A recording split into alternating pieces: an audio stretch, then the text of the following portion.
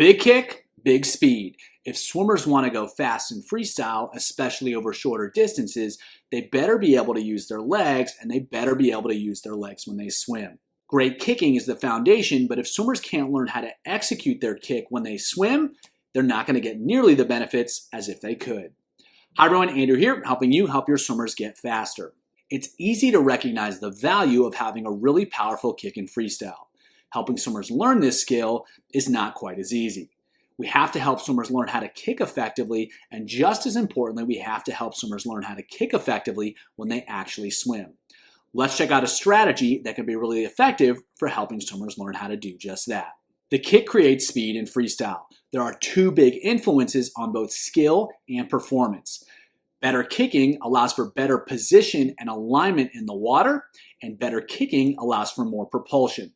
The kick creates forces that are moving both down and backward, and that pushes swimmers up in the water and it pushes them forward in the water. In both cases, that creates more speed. The more horizontal swimmers are in the water, the less resistance they create, the faster they go. And the more propulsion that swimmers are getting from their legs, the faster they're going to swim as well. Because the kick strongly influences these two skills, the legs really hold the stroke together in freestyle.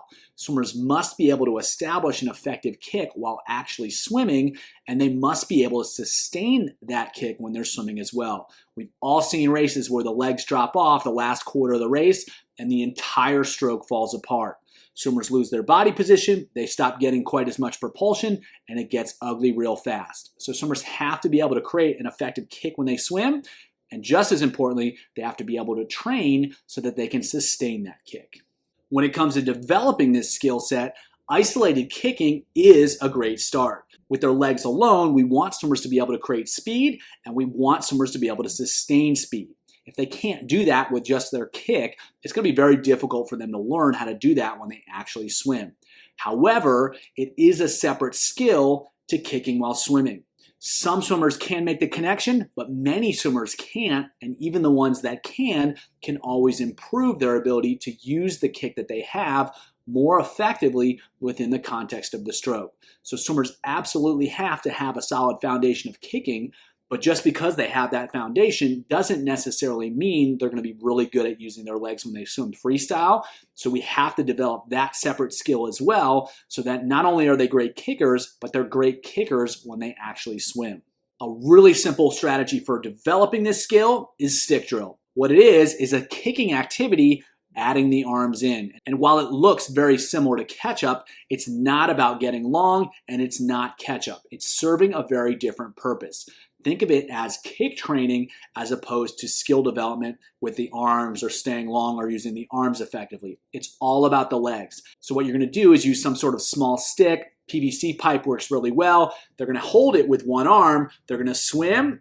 They're going to grab it with the other arm, and they're going to take the other stroke, and they're going to switch hands with the stick. So we're limiting their ability to use their arms, but we're still going to ask them to create speed, so they have to use the legs. And because they're still using the arms, it's still very similar to regular freestyle. So we're using this strategy in order to help swimmers learn how to over-exaggerate, how to emphasize the legs in order to create speed within the context of swimming.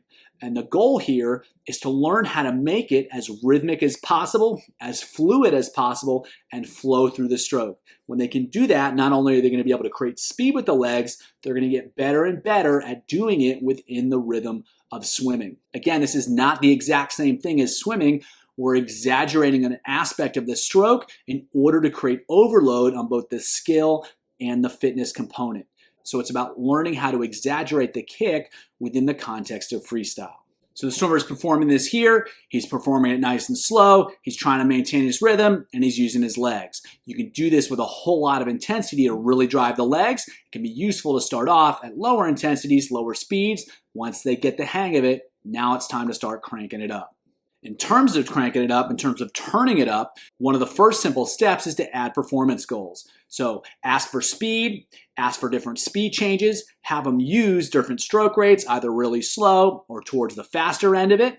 You can add resistance, which is going to give you more skill and more strength, and you can do that by either using drag socks, resisting the feet themselves, or swimming against a parachute or pulley, resisting the body. In both cases, you're going to overload the strength component, you're going to overload the skill component, because swimmers are going to have to be really good at creating propulsion with the legs, or they're not going to go anywhere. I really like to mix it up, so integrate stick drill into kick sets, and then also integrate it into swim sets in both cases when you want to emphasize the ability to use the legs when they swim. And so it's great with kick sets. You can tack it on at the end so their legs are tired, they've been working the legs. Now can you make it happen when you swim a little bit? And then in swim sets, you can put more pressure on the legs throughout the entire set by building stick drill into those sets as well. So here are a couple examples of how to do that. 2 rounds through in the first set, 425 stick drill. They're going to descend down 1 to 4 to strong, really using the legs to make that happen. Then they're going to go 50 freestyle, same stroke count each 25, solid effort. The goal there is to continue that effort with the kick. Then they're going to do 4 more 25s, descend down to stronger. Then they're going to go another 50 freestyle, same count, go faster. Then they're going to go 4 more 25s, descend 1 to 4 again, go even faster. And then on 50 freestyle, again, same stroke count, go even faster. And then on the second round, they're going to do the same thing, but they're going to try to go faster on each of those descents on the stick drill. And then on the 50s, they'll take another stroke and try to create a lot more speed with that. So we're having them emphasize the legs, and then they're trying to make it happen when they swim, and we're repeating that pattern throughout in order to help them learn how to use the legs more effectively, both in the context of the drill and then when they're actually swimming. Next set, they're going to go 2 rounds. It starts off with a 50 and 100 repeated 4 times, 50 flutter kick fast, and then they're going to go 100 as 50 stick drill plus 50 freestyle. The stick drill is always strong. They're descending the overall time of that 100 1 to 4. So their legs are going to be tired after that 50 flutter kick. Then they've got to learn to use them and then use them when they swim. They'll finish off the round with 4 50s, descend 1 to 4 to fast at the same stroke count. They're creating more speed through the legs as they move through those descents. 2 rounds through that, again, so they get 2 shots at figuring out how to make that happen. So the idea here is to train the legs and then train swimmers to use the legs when they actually swim. We'll put them under pressure to really force them to make it happen. And by asking them for more and more performance as they go through, we're training them to learn how to sustain these skills, sustain the effort, and learn how to make it happen.